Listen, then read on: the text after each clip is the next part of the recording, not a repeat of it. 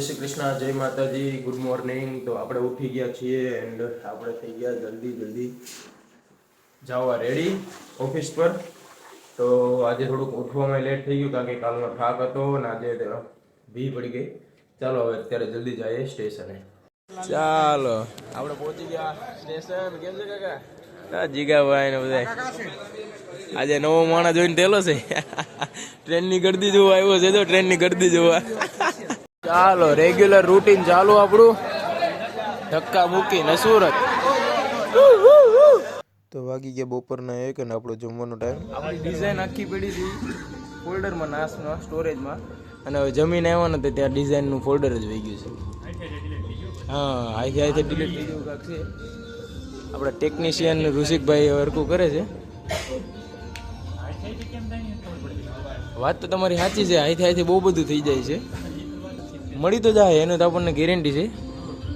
કારણ કે માણસ બહુ ખતરનાક બોલાવ્યો છે આપણે રિકવર માટે.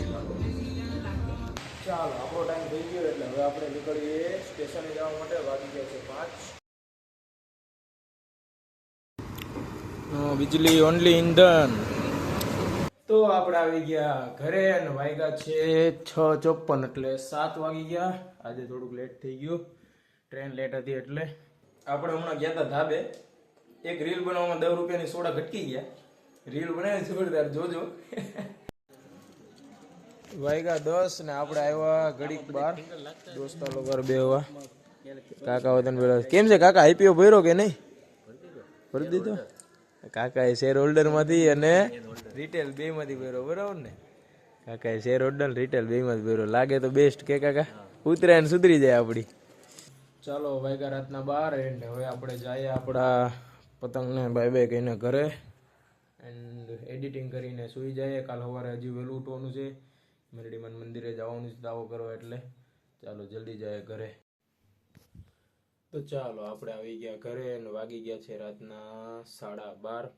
આપણે આવીને તરત એડિટિંગ કરતા હતા. 12 વાગે ઘરે આવી ગયા અને એડિટિંગ કરતા હતા. હવે એડિટિંગ પતી ગયું એટલે હવે આપણે આજનો દિવસ અહીંયા જ એન્ડ કરીએ છીએ. તો મળીએ આપણે કાલના નેક્સ્ટ વ્લોગમાં. જય માતાજી, જય શ્રી કૃષ્ણ, ગુડ નાઇટ.